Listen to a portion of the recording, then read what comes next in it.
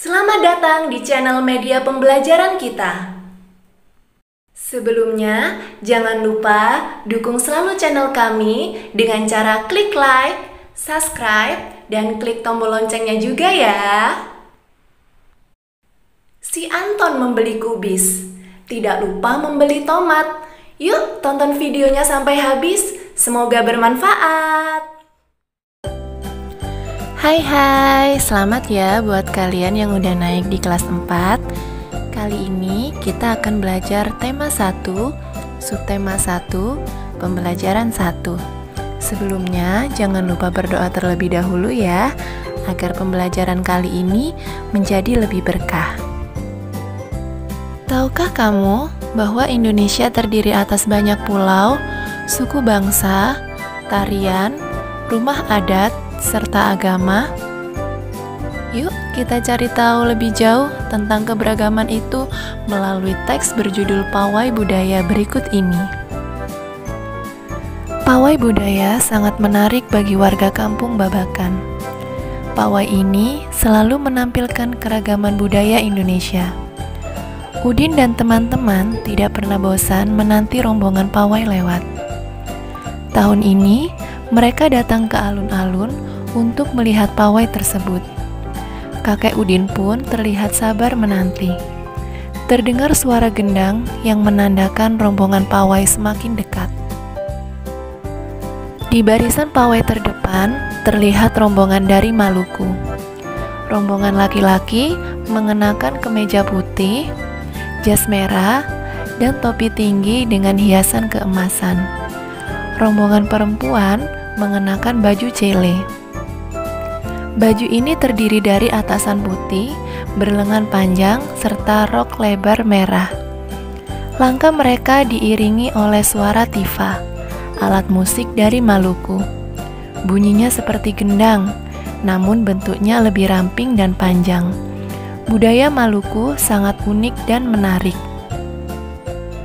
Budaya Bali terkenal karena bunyi musiknya yang berbeda. Rombongan dari Bali membunyikan alat musik daerahnya, cengceng namanya. Alat ini berbentuk seperti dua keping simbal yang terbuat dari logam. Nyaring bunyinya ketika kedua keping ini dipadukan. Rombongan dari Bali diikuti oleh rombongan dari Toraja. Wanita Toraja memakai pakaian adat yang disebut baju poko. Rombongan laki-laki menggunakan pakaian adat yang disebut sepa talung buku. Rombongan Toraja membunyikan alat musik khas mereka, Pak Pompang namanya. Alat musik ini berupa suling bambu besar yang bentuknya seperti angklung. Unik bentuknya, unik pula bunyinya. Budaya Toraja sangat menarik untuk dipelajari. Udin dan teman-teman senang melihat pawai budaya. Selalu ada hal baru yang mereka perhatikan setiap tahun. Pakaian adat dari berbagai suku di Indonesia selalu menyenangkan untuk diamati. Benar kata Ibu Udin, kebudayaan Indonesia memang sangat beragam, kaya, dan mengagumkan. Menurut kalian, ada berapa paragraf sih dalam teks yang baru saja kita baca? Benar, dalam teks tersebut terdapat 5 paragraf. Kalimat pertama suatu paragraf harus ditulis agak masuk ke dalam. Coba kalian perhatikan lagi teks berikut. Penulisan kalimat pertama ini agak masuk ke dalam, sehingga disebut paragraf pertama. Kalimat pertama berikut ini juga ditulis agak masuk ke dalam, sehingga disebut paragraf kedua. Dan yang ini juga ditulis agak masuk ke dalam, sehingga disebut paragraf ketiga. Berikut ini adalah paragraf keempat, dan yang ini adalah paragraf kelima. Sekarang coba kita perhatikan paragraf ke-1. Menurut kalian, apa yang dibicarakan pada paragraf ke-1? Ya, benar sekali, paragraf ke-1 membicarakan tentang pawai budaya yang sangat menarik bagi warga kampung Babakan.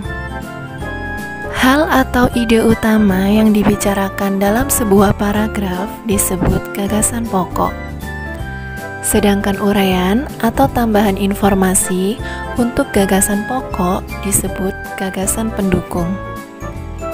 Yang perlu kalian ingat di sini adalah gagasan pokok sebagai isi atau inti paragraf bisa terletak di awal ataupun di akhir kalimat. Apabila gagasan pokok dan gagasan pendukung paragraf ke-1 dimasukkan ke dalam diagram, maka akan terlihat seperti berikut ini. Selanjutnya, untuk paragraf kedua sampai paragraf kelima, silahkan kalian kerjakan di buku tugas kalian seperti contoh diagram ini. Selain kaya akan budaya, tarian, dan makanan khas daerah, Indonesia juga kaya akan jenis alat musik. Cara memainkan alat musik pun juga berbeda-beda. Berikut adalah contoh alat musik yang dimiliki oleh berbagai suku di Indonesia. Yang pertama adalah kecapi. Kecapi berasal dari Jawa Barat, dimainkan dengan cara dipetik. Yang kedua, angklung, berasal dari Jawa Barat, dimainkan dengan cara digoyang. Yang ketiga, saluang, berasal dari Sumatera Barat, dimainkan dengan cara ditiup. Yang keempat, kendang, berasal dari Jawa Barat, dimainkan dengan cara dipukul. Selanjutnya, tifa, berasal dari Papua, dimainkan dengan cara dipukul. Sekarang, coba carilah informasi mengenai alat musik tradisional Indonesia yang lainnya. Tulislah dalam bentuk tabel. Contoh nomor 1, alat musik suling, asal daerah Jawa Barat. Cara memainkan dan menghasilkan bunyi, alat tersebut dimainkan dengan cara ditiup, sehingga menghasilkan getaran udara dalam suling. Getaran tersebut menghasilkan bunyi. Kamu telah mengetahui berbagai alat musik dan cara memainkannya.